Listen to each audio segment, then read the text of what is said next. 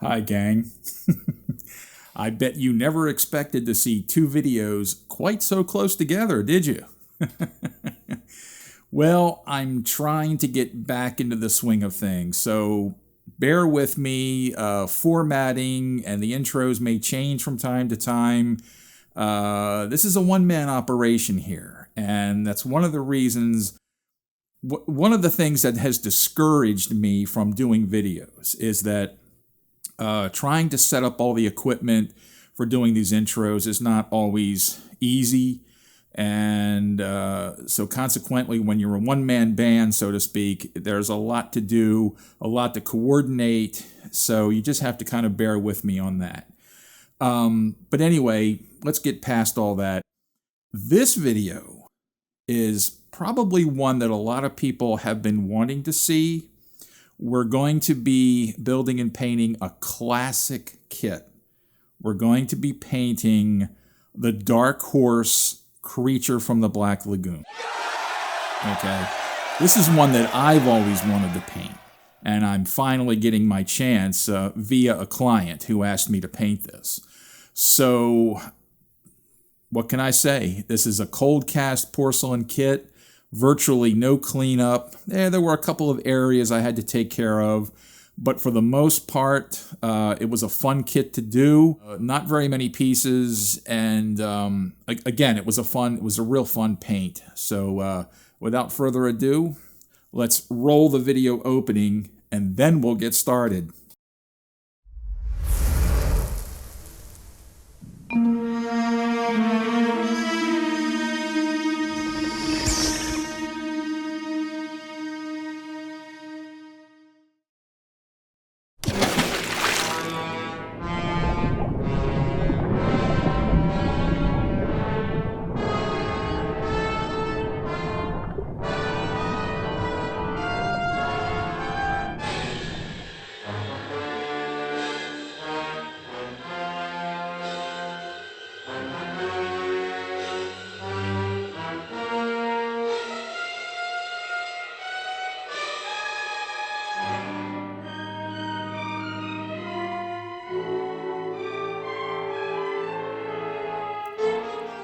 So here's the kit all laid out before doing any primer.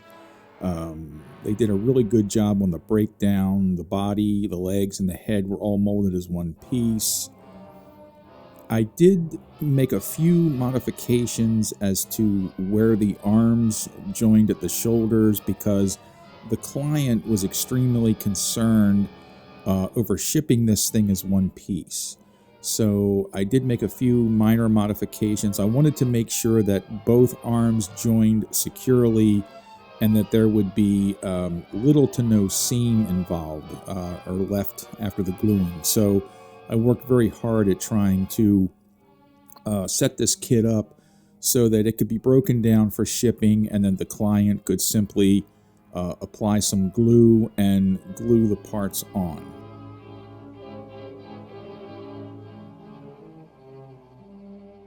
Same thing with the vegetation. Now these were lettered and they had corresponding letters to the base, but some of them were really hard to see. So on a few of them I think I had to wing it. But anyway, here's the base, and again, the letters were very hard to see. I did manage to get a few of them coordinated, but not all of them. So again, these had to be removable so that the client could simply reattach the vegetation. Same thing with the tree stump. Here's the piranha fish.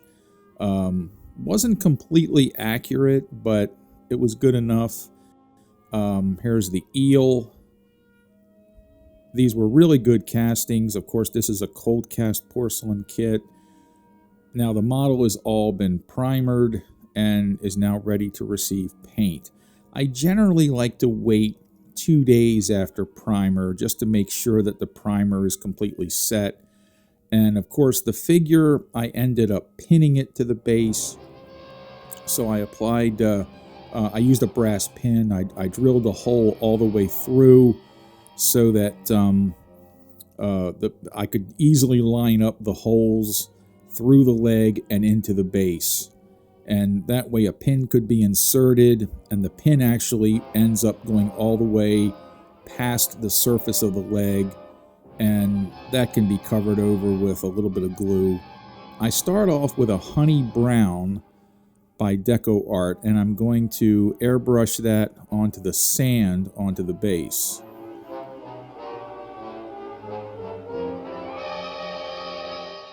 I ended up mixing the honey brown to make it a little bit darker. I think I added a darker brown. Just wanted to make sure there was a lot of contrast between the base color and the dry brushing color. And of course, for airbrushing, you want to try to get the paint to the consistency of whole milk. You don't want it any thicker than that. You want it just thick enough so that it covers, but you don't want it too thin so that it ends up as a watery mixture and doesn't really cover at all. And I'm using my trusty Badger Anthem 155. It's a siphon feed airbrush.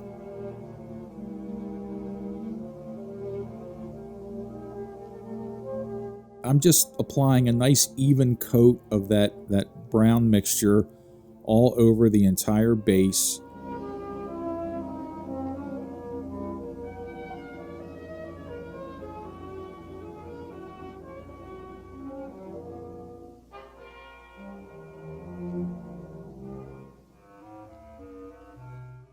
Okay, there's the base with the brown mixture fully airbrushed all over the whole sandy area of the base. Now I'm going to come back. I'm basically using the same color, but I'm going to use a little of this cool concrete, which is a kind of an off-white color. And I'm using a filbert brush to dry brush with. My really good dry brushing brush went bad on me. It just, I don't know, it got gunked up with something, and of course, you know, you just want to coat the very tips of the bristles, and then you just start dry brushing against the texture. Dry brushing is very, very important simply because sculptors go to great lengths to putting all this texture on these models, and if you don't dry brush to bring out all that texture, you're really doing yourself, the model, and the sculptor a great disservice. Now here's the rock has been base coated in a dark gray, and the next thing will be to dry brush the rock with a lighter shade, and again that's bringing out all of that texture on those rocks. You've got these fossilized things on the rocks there. You want to be able to see all of that texture because that's what brings out all the details. Too often I see models done by other modelers on social media, and they don't even do any dry brushing. They just base coat everything. Here I'm just applying a darker brown wash into some of the areas. Again, it just adds some contrast and makes all of that detail stand out.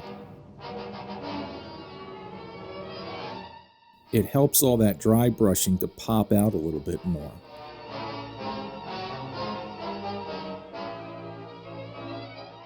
And again, I'm going to apply a dry brushing color to this tree stump. And it's just lighter shades of the base color. I also came back with a little bit of a lighter, an even lighter shade. And then I ended up also later on coming back with a little bit of a green wash over it. And again, the idea is you're just simply trying to bring out all that sculpted in texture. I don't mean to really harp on this, but with all of the texture on these models, if again, by not dry brushing, you're not really seeing all the detail. I don't know if it's that other modelers find dry brushing difficult or they just don't feel it's necessary, but I just think that with all of that sculpted in detail, you want to be able to see all of that.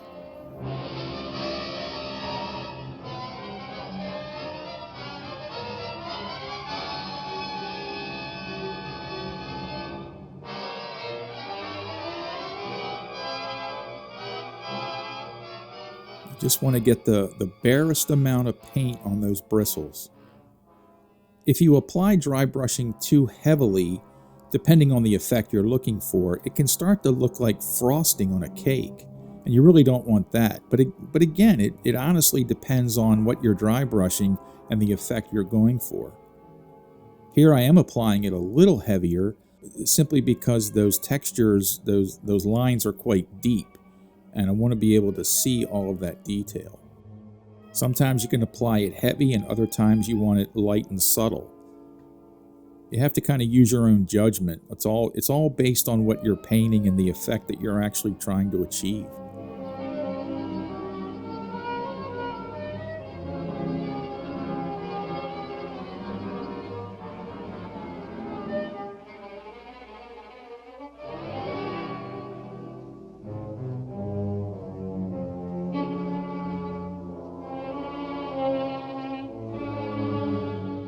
Now here I'm taking a little bit of a brighter off-white, and I'm applying that to the bones, the skeleton of the creature there, the skull, the hand.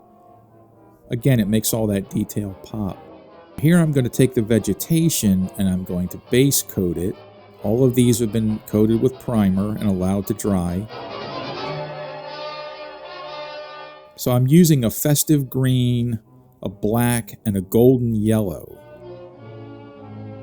I first mix up a very dark green using the lighter green and the black, so it's almost a kind of a black green. I'm airbrushing the darker color as a base coat over all of the vegetation.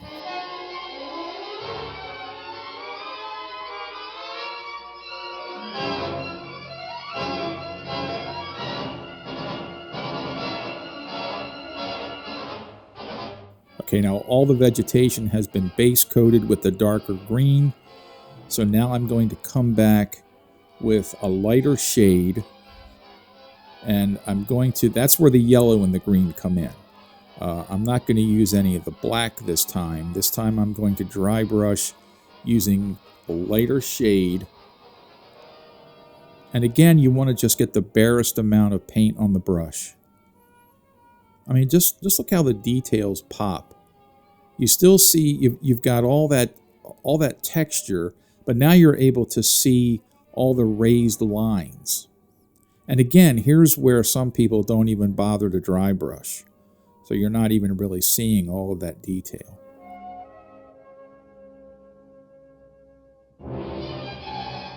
Now the piranha fish, again, the sculpt wasn't totally accurate. So I did find some reference material. I found this one really nice picture. And of course, there are different varieties of piranha fish as well. But I thought this was a pretty good representation. So I did use a little bit of an orangish red on the underbelly. And on the scales, I tried to keep it more on the gray side. Here's the final base with the piranha, and I believe I also did finish the eel. And again, some of the vegetation was placed there just from what I thought looked good. Now here I'm using a very dark green as a base coat on the creature himself, and again I'm applying this over the entire creature from head to toe. This is just a base coat, and of course I did the arms and the hands in the same color. And now this is with the creature has now been dry brushed in a lighter tone, but now I'm going to come back with an even lighter tone and hit the ends of the shingled areas.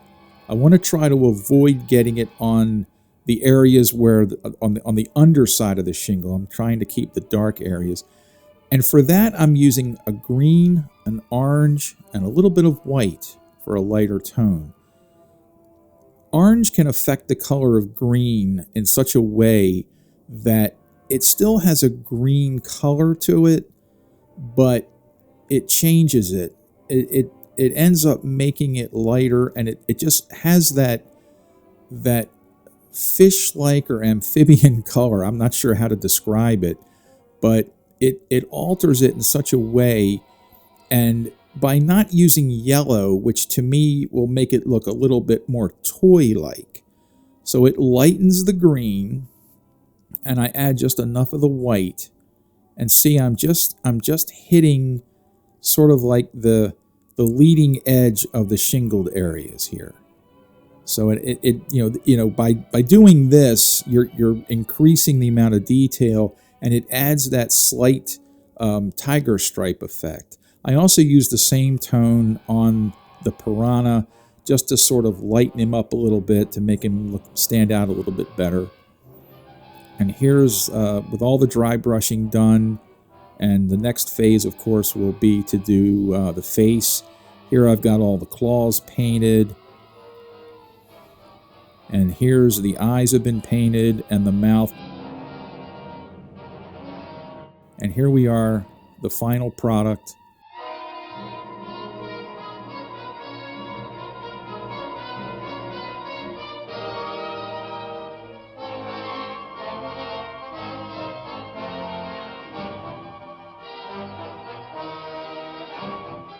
This was a great model to do, but it would have been even better to do if I could have left it as one piece or just shipped it with the figure off. But the client wanted him packed up in the box with the form-fitting styrofoam, so I had to be able to remove all the vegetation. And but it worked out great. It worked out great. I was able to remove it. I labeled everything, so the client really shouldn't have any problem putting it back together. If you can find one of these kits, I highly recommend it. They are scarce, of course, and when you find them, generally they go for big bucks. But I hope you enjoyed this video and got something out of it. I hope you gained some knowledge, especially when it comes to dry brushing, because I know I'm a real stickler for that.